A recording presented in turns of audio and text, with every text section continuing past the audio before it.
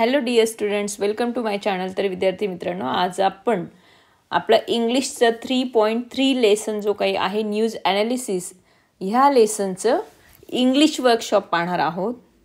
तर विद्यार्थी मित्रांनो, आपल्याला हे इंग्लिश वर्कशॉप पाहायचं आहे आणि काय म्हटलं आहे, क्वेश्चन काय आहे, write your own impressions about the news items. आता आपल्याला 4 न्यूज दिलेल्या होत्या ह्या लेसनमध्ये, ए, बी, सी आणि डी.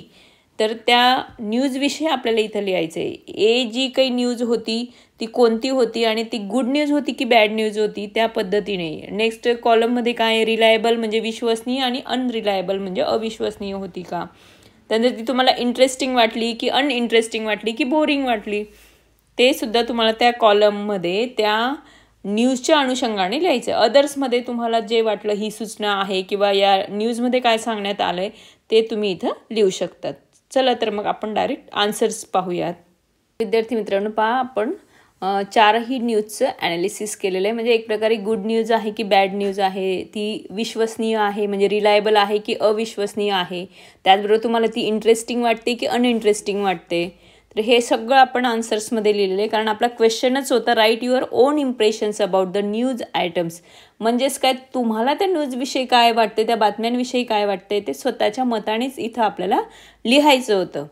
म्हणून कोणाला ती गुड न्यूज वाटू शकते तर कोणाला बॅड न्यूजही वाटू शकते. हे प्रत्येकाच्या मतावर अवलंबून असणारा आन्सर आहे, पण एक एक्झाम्पल म्हणून मी तुम्हाला इथं ते सॉल्व करून दिलं आहे. आता गुड न्यूज ए जर पाहिली, फर्स्ट जर पाहिली तर ती गुड न्यूज होती, कारण तो एक रूल होता खूप छान असा की कोणालाही ती कॉपी करता येणार नव्हतं त्या एक्झाममध्ये जर त्यांचे शूज व्यवस्थित असतील तर.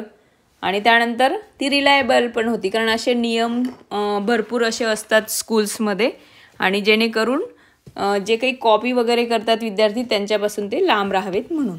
आणि इंटरेस्टिंग अशी न्यूज होती, खूप छान अशी. त्याचबरोबर तो एक अदर्समध्ये आपण रूल म्हणून टाकला आहे.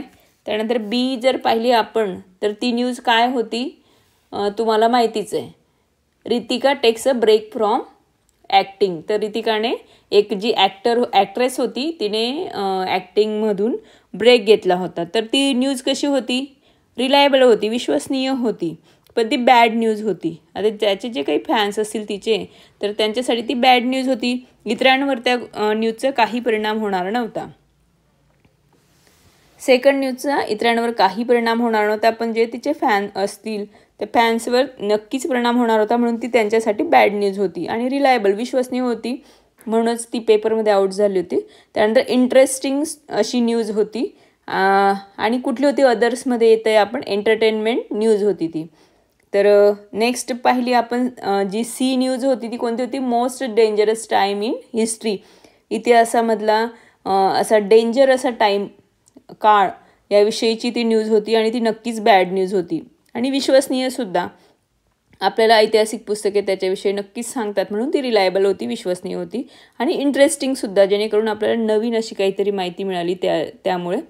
आणि ती कशी आहे तर ती न्यूज सेन्सेशनल आहे. ओके, तर सेन्सेशनल हेडलाईन ती होती.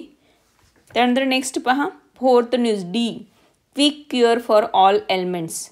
तर ही बऱ्याच अशा लोकांसाठी जे नेहमी आजारी वगैरे असतात त्यांच्यासाठी ती नक्कीच गुड न्यूज होती, पण ती अविश्वसनीय होती, कारण ती जर खरी असेल तरच ती गुड न्यूज आहे, आणि जर त्याच्यामध्ये काही तथ्य नसेल तर ती बॅड न्यूज. तर अनरिलायबल, अविश्वसनीय अशी होती. आणि अनइंटरेस्टिंग, काही जणांना त्याच्यात काही एवढा इंटरेस्ट नसतो, म्हणून मी इथं अनइंटरेस्टिंग किंवा तुम्ही बोरिंग लिहू शकतात. पूर्ण लेसन मी एक्सप्लेन केलं आहे, त्यानुसार तुम्हाला डी न्यूजविषयी समजेलच ती कशा पद्धतीने अनरिलायबल होती, अविश्वसनीय होती. तर म्हणून मी लिहिलं इथं नीड्स प्रूफ, त्याला कसं पुराव्याची गरज होती. जर ते पुरावा असेल तर नक्कीच ती गुड न्यूज होती, पण तिला तुम्ही न्यूट्रलही म्हणू शकतात, अगदी सामान्य अशी न्यूजही म्हणू शकतात. तर विद्यार्थी मित्रांनो, खूप छानपणे आपण हा पूर्ण इंग्लिश वर्कशॉप पाहिला या लेसनचा. त्याचबरोबर माझ्या इतर व्हिडिओमध्ये प्रत्येक न्यूजच्या खाली जे जे काही क्वेश्चन्स देण्यात आले होते त्यांचे आन्सर्स अगदी खूप सोप्या भाषेत मी तुम्हाला लिहून दिलेले आहेत. तर त्या व्हिडिओसुद्धा तुम्ही पहा.